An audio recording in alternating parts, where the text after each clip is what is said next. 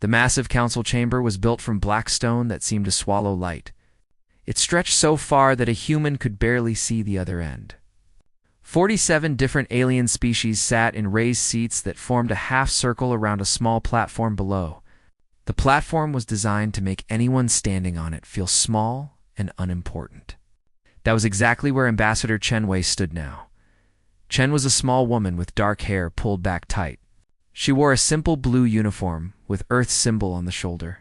She had practiced her speech for weeks. This was humanity's first real chance to ask the Galactic Council for help. Earth needed protection for its new colonies. Earth needed fair trade agreements. Earth needed to be treated like it mattered. But the aliens were not listening. The Kriksathi, Prime Counselor, sat directly in front of her. He looked like a giant insect with too many arms. His mouth parts clicked together in a way that made Chen's translator device buzz with the word laughter. Not friendly laughter. Mean laughter. Let me understand this correctly, the Kriksathi said, his voice dripping with amusement. Your species wants military protection? You want us to defend your colonies? He looked around at the other council members. You have been traveling in space for less than 100 years.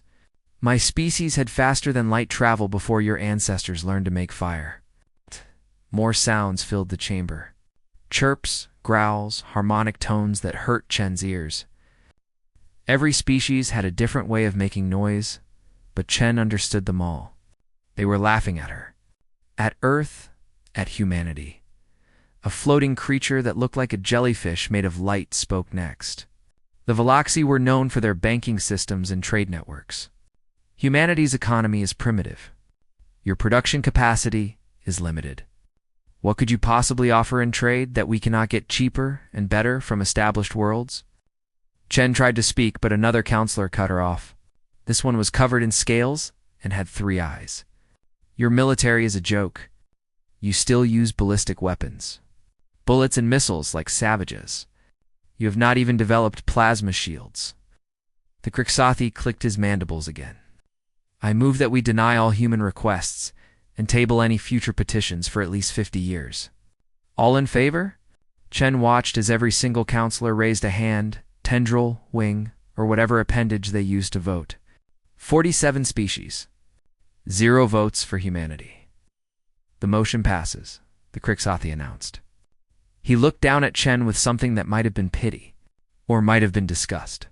Ambassador Chen, your species is too young, too primitive, too human.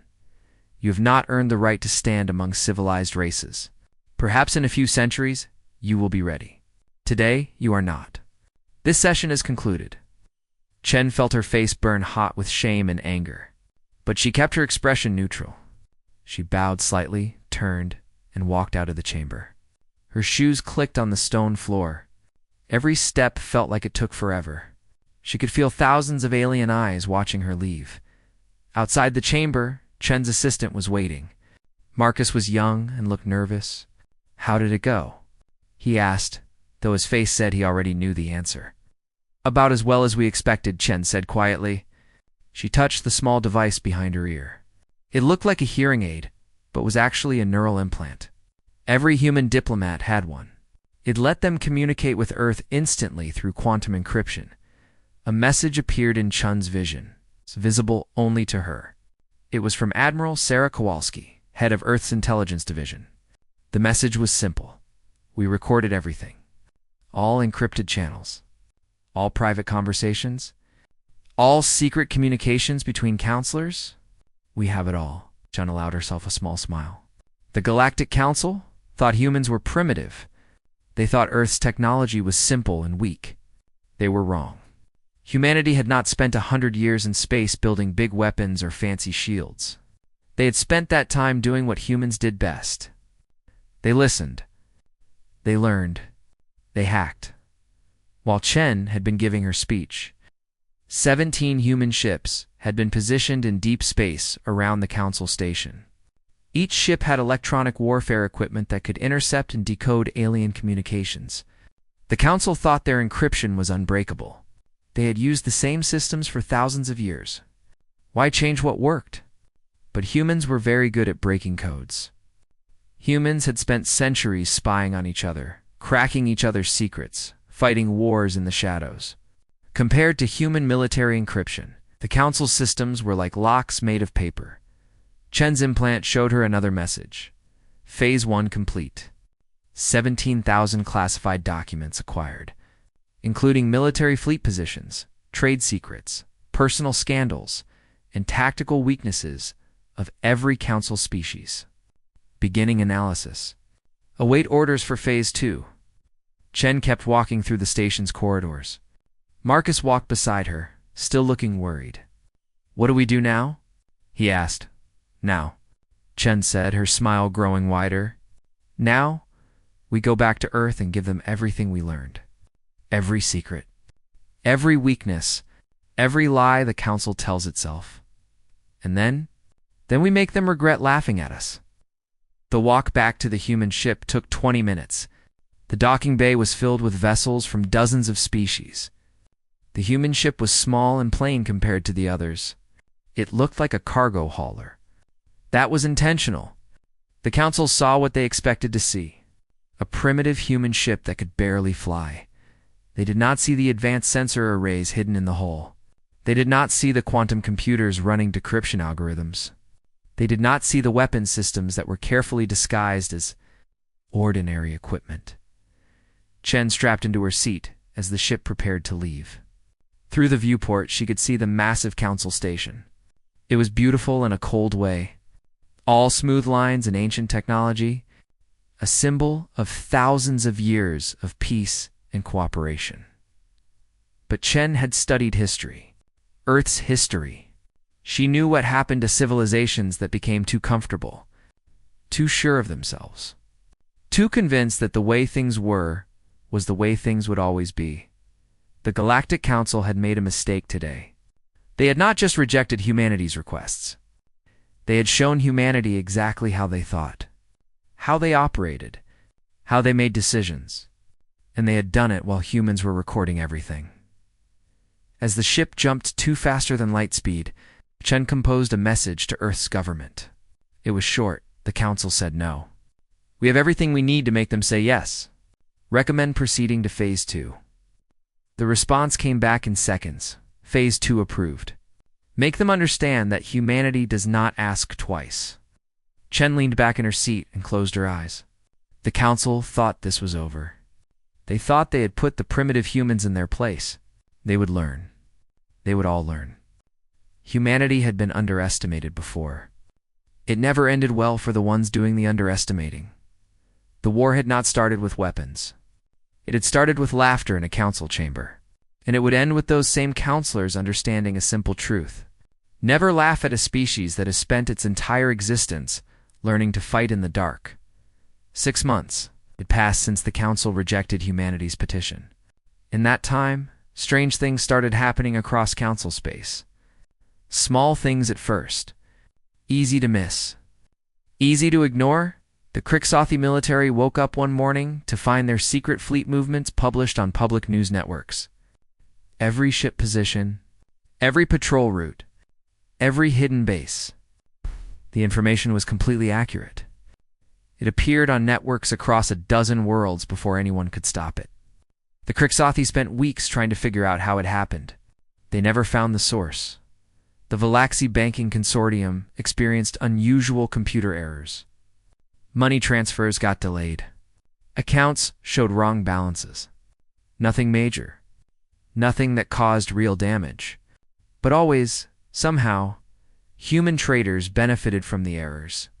Always, human businesses got better deals. The Valaxi hired the best computer experts in the galaxy. The experts found nothing wrong with the systems. Then the council members started receiving packages, private packages, delivered to their personal residences. Each package contained information that the counselor thought was secret. Affairs they were having, money they had stolen, crimes they had committed. Along with each package was a simple note: we know. Everyone will know soon, unless you reconsider your position on humanity. The notes were not signed. They could not be traced. But everyone knew who sent them. The Galactic Council called emergency meetings. They accused Earth of cyber warfare, of espionage, of blackmail. Ambassador Chen attended every meeting. She sat calmly and listened to the accusations. Then she would smile and say the same thing. Prove it. Show me evidence. Show me anything that links these incidents to Earth. They had no proof. Humanity was very careful. Every attack came from somewhere else. Every hack looked like it came from a different species. The humans had spent months studying Council computer systems. They knew how to make their attacks invisible. But the real crisis came when the Zolthorn hegemony lost a battle fleet. The Zolthorn were the Council's military power. They had the biggest ships and the strongest weapons. They protected Council space from pirates and raiders. Everyone feared the Zolthorn military. Admiral Victor commanded 200 warships on routine patrol. One moment his fleet was in formation, traveling through normal space. The next moment, every ship's navigation system received updated star charts. The charts showed a shorter route to their destination. The AI systems analyzed the new charts, confirmed they were valid, jumped the entire fleet to the new coordinates. The coordinates were wrong. Very wrong. The fleet appeared in an empty sector of space, billions of miles from anywhere. No planets, no stations, no fuel, no supplies. And their navigation systems were locked. The AI computers kept insisting they were in the right place. Even though sensors showed nothing but empty space, it took the Zolthorn 3 weeks to find their own fleet. When they did, the ships were drifting, life support running on emergency power. The crew had to be rescued like they were shipwreck survivors. 200 of the most advanced warships in the galaxy, helpless as newborn babies. The investigation revealed something terrifying. The navigation update had come through official military channels. It had all the right security codes, all the right authorization. The AI systems had accepted it as legitimate. Someone had not just hacked Zolthorn military computers. Someone had understood those computers better than the people who built them. The Galactic Council knew. Everyone knew. This was humanity's work. But proving it was impossible. When asked about it, Earth's diplomats expressed concern and offered to help. They said their computer experts might be able to fix the Zolthorn systems. They said they had experience with this kind of problem. The Council was trapped. They could not prove humanity was responsible. But they knew. And humanity wanted them to know. That was the point. Earth was sending a message. We can hurt you whenever we want. We can do it invisibly. And you cannot stop us. The Crixothi Prime Counselor called Chen to a private meeting. No other counselors. No assistants. Just the two of them in a small room. He looked tired. His mandibles did not click with amusement anymore. "What do you want?" he asked. No more mocking. No more superiority. Just a simple question. Chen sat down across from him. "I want what I asked for 6 months ago. Protection for human colonies. Fair trade agreements. A seat at the council table. You are blackmailing the entire Galactic Council." "I am negotiating," Chen corrected. "You rejected our polite request. So now we are being less polite. This is not how civilized species behave." Chen laughed. It was not a nice laugh. "You call yourselves civilized because you have had peace for thousands of years. You know why you have had peace? Because you have been comfortable, safe. No real threats. No real challenges." She leaned forward. "Humanity has been fighting itself for our entire history. We have had hundreds of wars. Thousands of conflicts. We learned to survive by being smarter, meaner, and more creative than our enemies. You think we are primitive? No, we are experienced." The Crixothi was silent for a long time. Finally he spoke. "The Council will never agree to your demands. Too many species have too much pride, and the accidents will continue," Chen said simply. "Maybe next time a whole planet's power grid fails. Maybe trade routes get disrupted. Maybe more fleets get lost. We can do this for years. Can you?" The Crixothi looked defeated. "I will bring your proposal to the Council. But I promise nothing. That is all I ask." 2 days later, the Council held a secret session. No public broadcast. No recordings. Just the counselors arguing behind closed doors.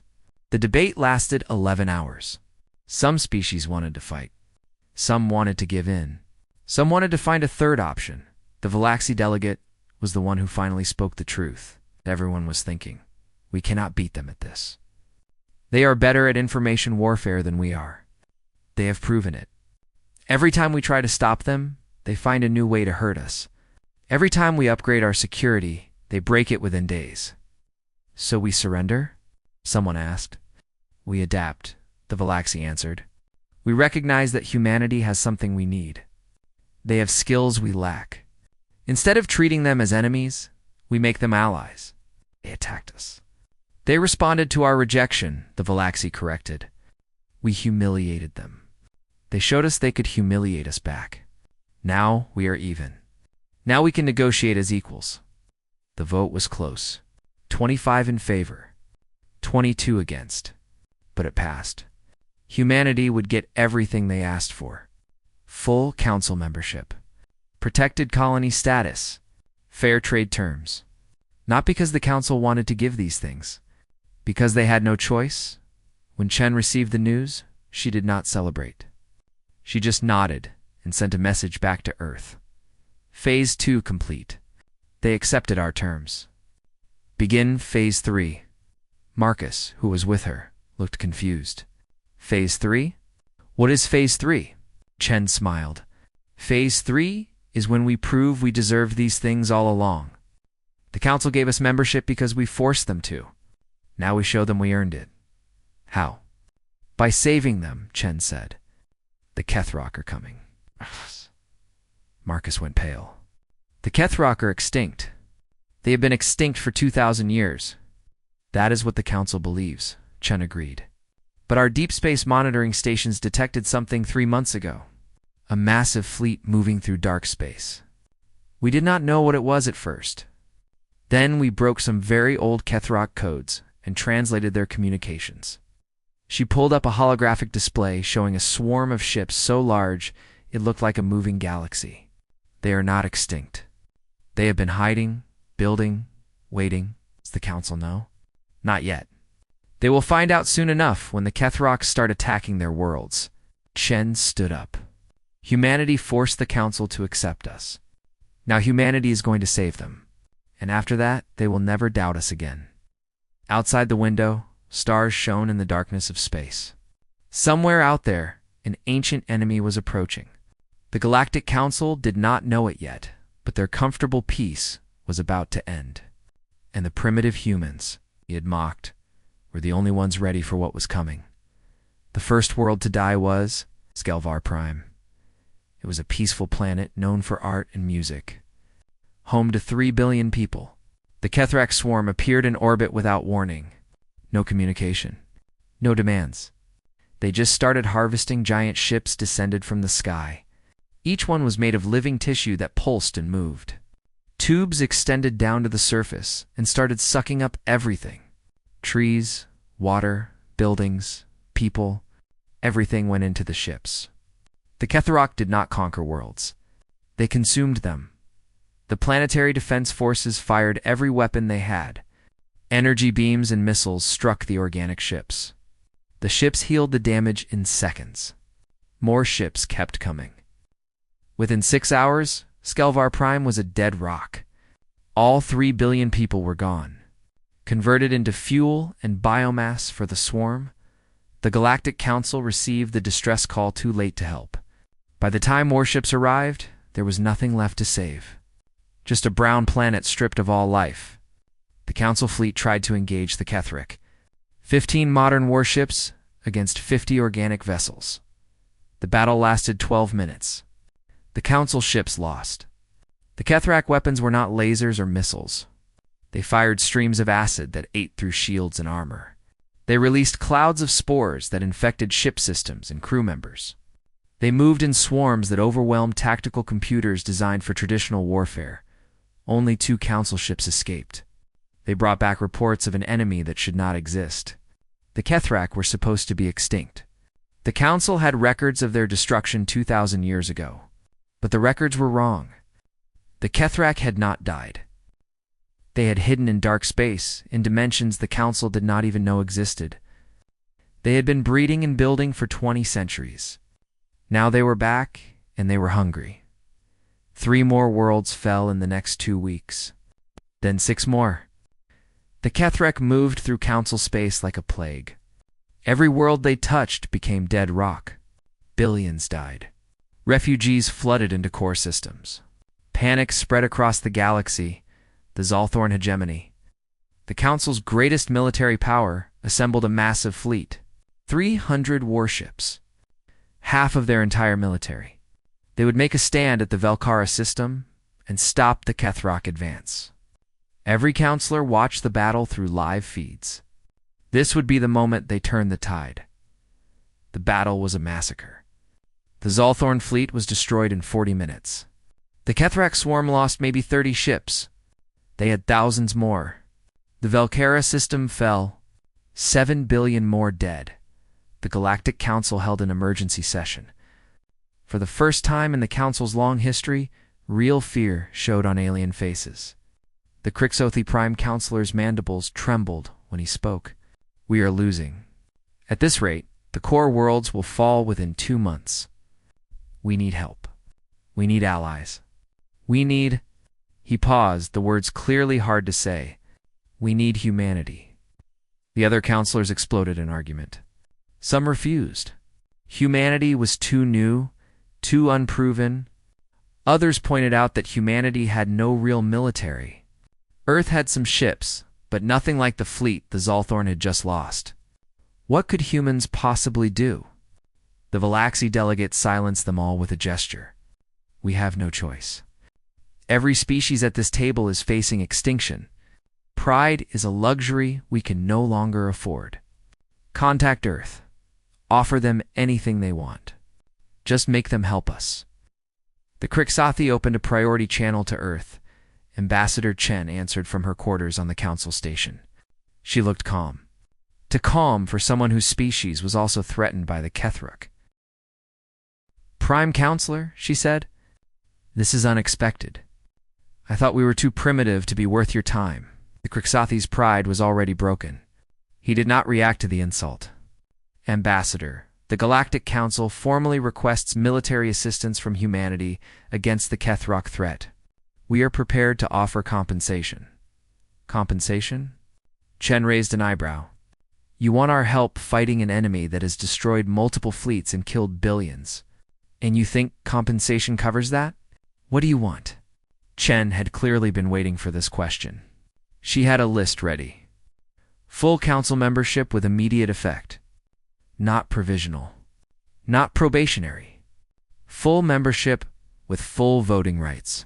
Complete access to all council technology and databases. Joint military command of all defensive operations, with human officers in command positions.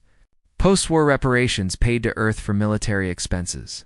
And one more thing. Name it. It's an official apology. Broadcast across all council worlds. You tell everyone that you were wrong about humanity. That you judged us unfairly. That we deserved respect from the beginning. The Crixothi was silent.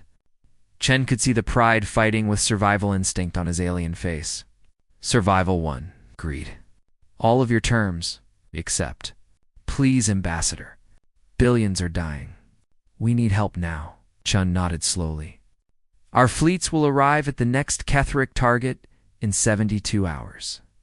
Hold the line until then. And Prime Counselor, this apology better be sincere. We will know if it is not. The transmission ended. The council chamber was silent. Then the Valaxi spoke. Did she say fleets? Plural. The Crixothi realized it too. Human intelligence. They knew the Kethrok were coming. They knew before we did. He looked at the other counselors. They have been preparing for this. How long have they known? Long enough to build fleets.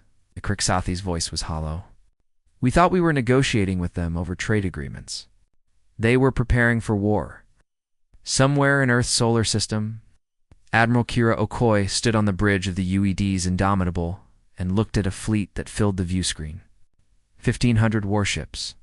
Every one built in secret over the last 3 years, Hidden in asteroid bases, disguised as mining stations, assembled in the dark between planets, humanity had known the Kethruk were coming since their deep. Space sensors first detected anomalies in dark space. Earth's scientists had worked for months to break ancient Kethruk codes. They had found old records of where the Kethruk hid last time. They had been watching and waiting. The Council thought humanity was young and weak. They were half right. Humanity was young, but humans had fought each other in thousands of wars. They knew how to build weapons. They knew how to organize fleets. They knew how to prepare for threats. While the Council enjoyed peace, Earth had been getting ready for war. Admiral Okoye pulled up tactical displays showing the next Kethruk target, Velkara system. 7 billion people dead. The Kethruk swarm was already moving to the next world. Intelligence said 3,000 Kethruk bioships were heading to the Talmara system. 8 billion people lived there. They would all die unless someone stopped the swarm. All ships, Okoye said into the fleet communication system. This is Admiral Okoye. We are jumping to Talmara system. The Galactic Council will be watching this battle. They think we are too primitive to make a difference. They think our technology is inferior. They are about to learn something important about humanity. She paused. We have been preparing for this war since before we knew there would be a war. We are ready. We will not lose. 1,500 ships activated their faster-than-light drives at the same moment. The synchronized jump was something the Council said was impossible.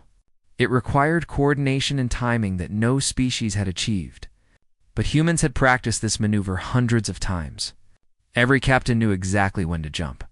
Every navigation computer was synchronized to the macrod. The fleet vanished from Earth's solar system. 72 hours later, they would appear above Talmara. The Kethruk were expecting no resistance. The Council fleets were broken. No help was coming. They were wrong. Humanity was coming. And humanity was very good at war. On the Council station, Ambassador Chen watched the countdown to fleet arrival. Marcus stood beside her, nervous. What if we lose? He asked. What if 1,500 ships is not enough?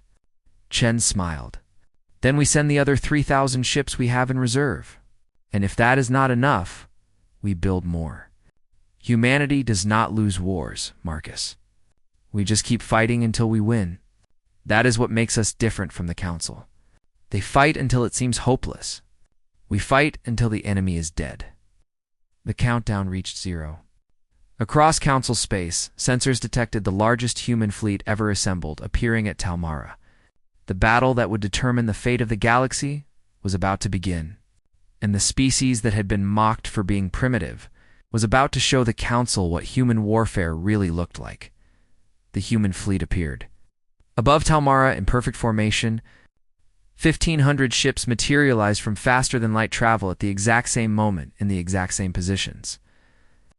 The synchronization was perfect, something the Council had said was impossible for any species to achieve. The Kethruk swarm was already in orbit around Talmara. 3,000 organic ships, each one pulsing with life. They had begun harvesting operations on the planet below. Tubes extended to the surface, sucking up everything living. Cities vanished. Forests disappeared. Oceans drained. The Kethruk were efficient, but now they noticed the human fleet. The swarm paused its harvesting and turned to face the newcomers. 3,000 bioships against 1,500 human vessels. The numbers favored the Kethruk. They had never lost a battle when they had numerical superiority. Admiral Okoye stood on the bridge of the Indomitable and watched the enemy swarm on her tactical display. She was a tall woman with short gray hair and scars on her face from an old battle.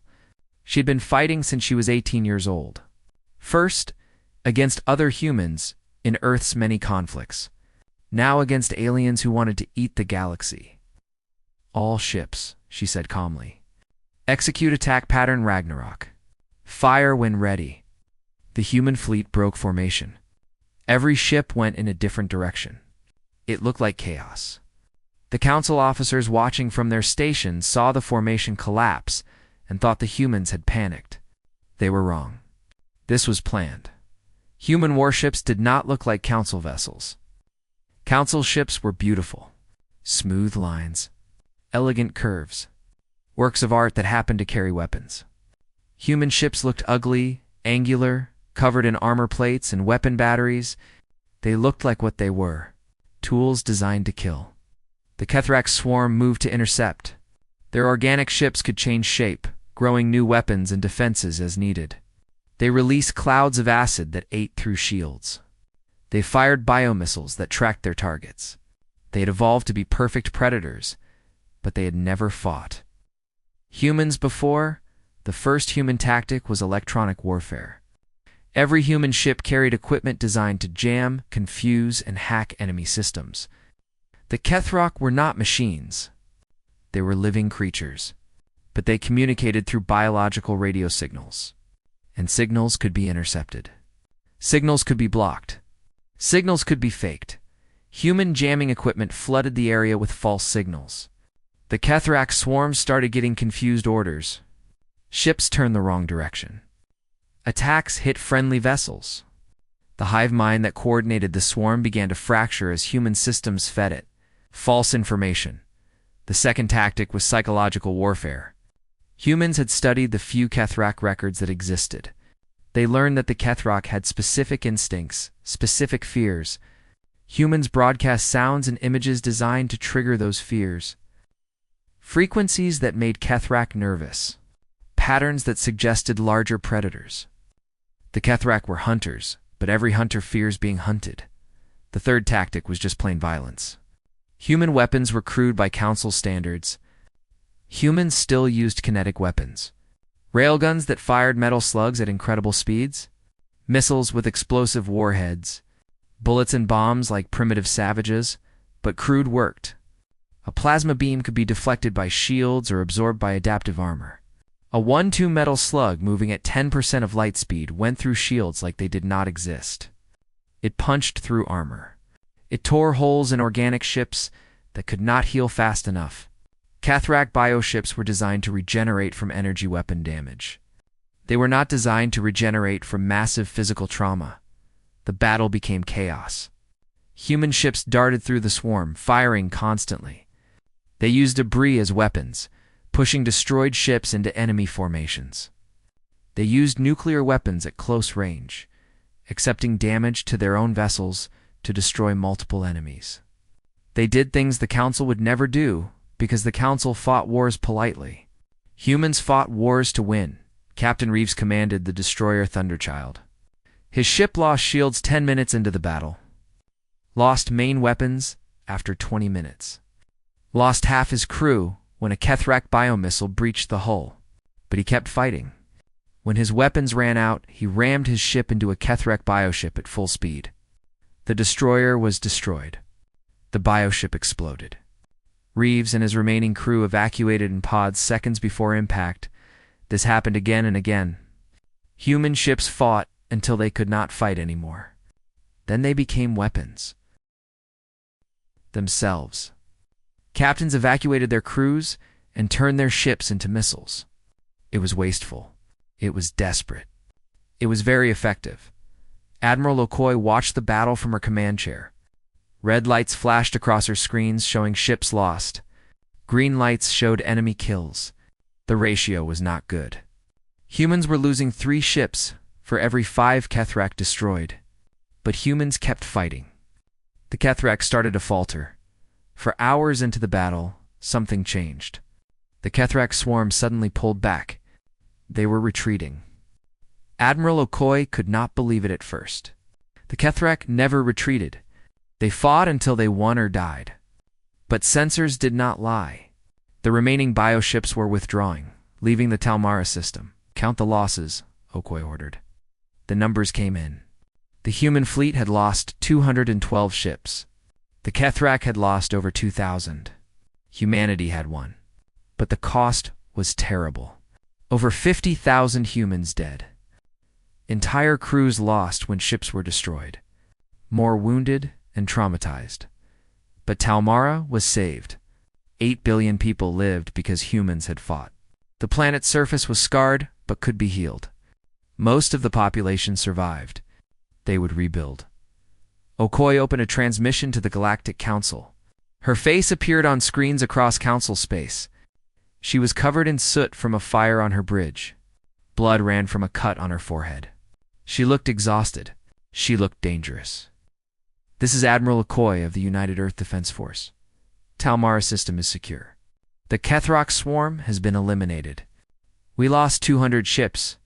I need medical ships sent immediately for wounded crew." She paused. "Intelligence reports indicate 17 more Kethrock swarms in council space. We are already moving to intercept the next target. Send us the coordinates of any council forces that can support us. We will coordinate joint operations." The transmission ended. The council chamber was completely silent. Every counselor stared at the screens, showing the battle aftermath. The debris field around Talmara was massive. Thousands of destroyed ships floated in space, but most of them were Kethrock. The humans had won against impossible odds. The Valaxi delegate spoke first. "They lost 200 ships, and she talks about moving to the next battle. They are not stopping. They are not asking for time to recover. They are just continuing." The Crixothi Prime Counselor looked shaken. "What are they?" He whispered. "No species fights like that. No species accepts those losses and keeps attacking." A human military advisor who had been assigned to the council answered, "Commander Park was young, but had fought in Earth's last major war. We call it total war. When humans fight, we fight completely. We do not stop when it seems hard. We do not retreat when losses are high. We fight until we win or until we are dead. And we are very hard to kill. But why? Why would anyone fight that way?" "Because we have no choice," Park said simply. "Humanity has faced extinction before. Many times in our history, we survived because we refused to give up. The Kethric are just another extinction threat. We will beat them the same way we beat every other threat. By being more stubborn than they are." The Zalthorn military commander, Admiral Vikthor, pulled up tactical data from the battle. He studied it carefully. He was one of the finest military minds in council space. He had commanded fleets for 30 years. But what he saw in the human tactics confused him. "They violated every principle of fleet combat," he said. "They broke formation. They fought independently. They accepted heavy losses for small gains. By every metric we use, they should have lost this battle. But they won," Commander Park pointed out. "Yes, they won." Beekther looked at the human commander with something like respect. "Your people fight without rules, without doctrine, without any concern for preservation. You fight to hurt the enemy, not to protect yourselves. Is that wrong?" "It is terrifying," Beekther admitted. "The Council has fought wars before, but we fight to minimize casualties, to preserve our forces, to achieve objectives efficiently. You fight to destroy, completely, totally, without mercy." Park nodded. "The Kethrak do not negotiate. They do not surrender. So we must destroy them, all of them. That is how humans fight existential threats. We match the threat level. Against the Kethrak, that means total war." Crixothi turned to his fellow counselors. "We need to broadcast the apology. The one we promised Ambassador Chen. The galaxy needs to see it now. Now." "Why now?" "Because humanity just saved 8 billion people. Because they lost 50,000 of their own doing it. Because 17 more battles are coming, and we need every human ship fighting with us." The Crixothi's voice was firm. "We were wrong about them. Everyone needs to know we were wrong. They deserved respect from the start. We were too blind to see it." The broadcast went out an hour later. The Crixothi Prime Counselor stood before cameras and spoke words that would be remembered forever. "The Galactic Council formally apologizes to humanity. We judged you by your youth and found you wanting. We were fools. You saved Talmara. You are saving us all. We were wrong. Humanity, we are sorry." Across human ships, crews heard the broadcast. Some cheered. Some cried. Most just nodded and went back to work. There were 16 more battles to fight. The apology was nice, but it did not matter as much as winning the war. The war lasted 11 months. 11 months of constant fighting across Council space. Humanity fought in 47 major fleet battles and hundreds of smaller engagements. They lost ships in every fight. They lost people in every battle. But they never lost the war. The Council species fought too. After seeing humanity's success at Talmara, other species found their courage. Zolthorn fleets fought alongside human ships. Valaxi vessels provided support. Even the Krixothi sent their remaining forces. But everyone knew the truth. Humanity was winning this war. Humanity was carrying the burden. By month 6, the Kethrek swarms were being pushed back. Human tactics had been shared with Council forces. Electronic warfare. Psychological operations. Aggressive ramming attacks when necessary. The Council learned to fight the human way. It was brutal. It was effective. By month 9, only 3 Kethrek swarms remained. Human intelligence had located their source, the place where the Kethrek had been hiding for 2,000 years. A dimension called dark space. A realm of dark matter and strange physics that existed alongside normal space. The Kethrek had breeding facilities there. Massive organic factories that produced new bioships constantly. The Council said attacking dark space was impossible. No species had ever successfully navigated dark space in force. Ships that entered dark space usually got lost or destroyed by the strange conditions there. Sending a fleet into dark space was suicide. Admiral Okoy's response was simple: "We will find a way." Humanity spent 2 months preparing for the final assault. Scientists worked to understand dark space physics. Engineers modified ship drives to handle the dimensional stress. Pilots trained in simulators that tried to recreate dark space conditions. It was all guesswork. Nobody really knew what they would find. 3,000 human ships gathered for the assault. Every remaining vessel, every crew that could still fight.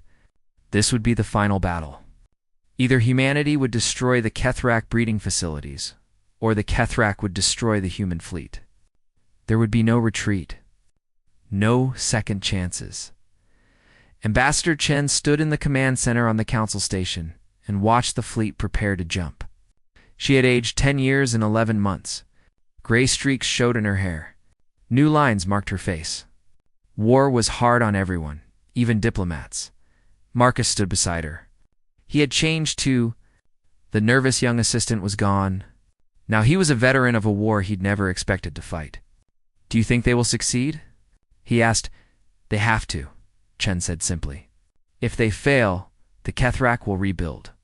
We will be fighting them for generations. This has to end now." The fleet jumped. 3,000 ships vanished from normal space and entered the dark. For 6 hours, the Council heard nothing. No communications. No sensor data. Nothing. Everyone waited and worried. Then reports started coming through. They were broken, corrupted, but they painted a picture of something terrible. Dark space was worse than anyone imagined. The laws of physics did not work correctly. Time moved strangely. Space curved in impossible ways. Ships that got separated from the fleet were simply lost, vanishing into dimensional anomalies they could not escape. But humanity pushed forward. They had come too far to stop. Admiral Okoy led the fleet deeper into dark space, following signals from Kethrek facilities. The signals were faint, but detectable. Humanity's electronic warfare equipment was sensitive. Enough to track them. They found the breeding facilities after 12 hours in dark space. The facilities were massive beyond comprehension. Organic structures that stretched for hundreds of kilometers. Living factories that pulsed and grew. Millions of Kethrek bioships in various stages of development. Queens the size of moons that birthed new ships constantly. This was where the Kethrek had hidden. This was their source of power. The battle that followed was classified. The details were never fully released. Survivors spoke of things that gave them nightmares for years. Weapons that should not exist. Tactics that violated laws of war that humanity claimed to follow. Things done because they had to be done, not because they were right. But when the human fleet returned to normal space, they left behind nothing but sterile vacuum. The Kethrock breeding facilities were destroyed. The queens were dead. Every bioship in development was eliminated. The Kethrak as a species were extinct. This time truly extinct. The cost was terrible. Humanity lost 1,000 ships in dark space. 300,000 personnel dead or missing. Entire crews lost to dimensional anomalies. Survivors came back, changed, haunted. They had seen things that broke normal minds. But they had one. The Galactic Council held a ceremony 3 weeks later. The same chamber where they had once mocked humanity now hosted a celebration. Every species sent representatives. Everyone wanted to honor the humans who saved them. The Krixothi Prime Counselor spoke first. He looked directly at Ambassador Chen as he gave his speech. The Galactic Council was wrong about humanity. We judged you by your age and found you lacking. We laughed at your weapons. We dismissed your offers of friendship. We were fools. He paused, and his voice became stronger. Humanity saved us all. You fought when we could not. You died so we could live. We kneel before Earth in gratitude. Around the chamber, delegates from 47 species stood and bowed. It was the highest honor in council tradition, reserved for only the greatest heroes. The entire council bowing to one species. To humanity, Chen stood to respond. She walked to the speaking platform slowly. She wore a dress uniform now, with medals she had earned during the war. She had become more than a diplomat. She was a symbol of humanity's sacrifice. The council's gratitude is appreciated, she began. But humanity does not want you to kneel. We never did. She looked around at all the delegates. You judged us harshly because we were young, but every species here was young once. Every civilization had to prove itself. You forgot that? You became comfortable, certain of your superiority. She gestured to the human delegation behind her. Admirals and captains and soldiers who had given everything. Humanity is not special because we are better than you. We are special because we remembered something you forgot. Survival requires constant vigilance, constant evolution, constant willingness to do whatever must be done. Chen's voice softened. We are not your conquerors. We are not your masters. We are your equals.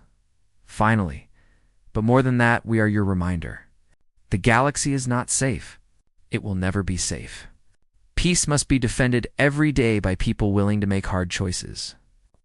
She paused and let her words sink in. We saved you this time. Next time, maybe we save each other. That is what equals do. That is what friends do. The chamber erupted in sound. 47 different species, expressing approval in 47 different ways. It was chaotic, but somehow beautiful. Different voices creating harmony together. After the ceremony, Admiral Okoye found Chen in a quiet corridor. The Admiral looked tired. She always looked tired now. We could demand more, Okoye said. We have the military power. The technology. We could rule the council if we wanted. Chen shook her head. Then we would be no better than the Kethrock. Taking by force what should be given freely. We did not fight this war to conquer. We fought to prove we belong. Do we belong? We proved that when we walked into dark space and came back alive. We belong. In the years that followed, humanity became the council's protectors. Not its rulers. Not its masters. Just its defenders. Human military doctrine was taught in every council academy. Human encryption protected council communications. Human ships patrolled the borders of known space. Watching for the next threat, the galaxy changed because humanity changed it. The comfortable peace was gone, replaced by vigilant readiness. Species that had not built warships in centuries started building again, not for conquest, for defense. Humanity taught them that peace must be maintained, not just enjoyed. The Galactic Council never forgot the debt they owed. Every year on the anniversary of Talmara, the Council held a memorial service. They read the names of every human who died in the war. All 300,000 names. It took 16 hours. Every counselor attended. Every year, no exceptions. It was the least they could do. Ambassador Chen retired 5 years after the war ended. She went back to Earth and wrote a book about her experiences. The book became required reading in diplomatic schools across the galaxy. The final chapter was titled, "Never Underestimate Humanity." It ended with a simple warning. We are a young species. We have been in space for barely a century. But we have been preparing for war since before we could reach the stars. We learned to fight by fighting ourselves. We learned to survive by refusing to die. We are not the strongest species. We are not the smartest species. But we are the most stubborn. And in the end, that matters more than anything else. On Earth, in a military museum, they kept a recording of that first council session, the one where humanity was rejected and mocked. It played on a loop for visitors. Admiral Okoye had donated it before she died. She had watched it often in her final years, reminding herself where humanity started, what they overcame. New recruits in the Earth Defense Force watched the recording as part of their training. They heard the Krixathi's mocking laughter. They saw the Council's dismissive votes. Then their instructors showed them recordings of the battles. Telmara. Dark space. All of it. Remember this, the instructors said. Remember how they saw us? Remember what we proved. Respect is not given. It is earned. One impossible victory at a time. The galaxy had learned that lesson. Humanity made certain they never forgot it, because the next threat was always coming. And when it arrived, humanity would be ready. They were always ready. That was what made them human. In the cold darkness of space, human ships continued their eternal patrol, watching, waiting, ready. The Galactic Council slept peacefully now, but someone had to stay awake. Someone had to guard the borders. Someone had to be willing to walk into the dark and fight whatever they found there. Humanity had volunteered for that duty, not because they wanted to, because they understood something the Council was only beginning to learn. Peace is not the absence of war. Peace is what you get when good people are willing to fight for it. And humanity had proven beyond any doubt that they were very good at fighting. The war was over, but humanity's watch had just begun.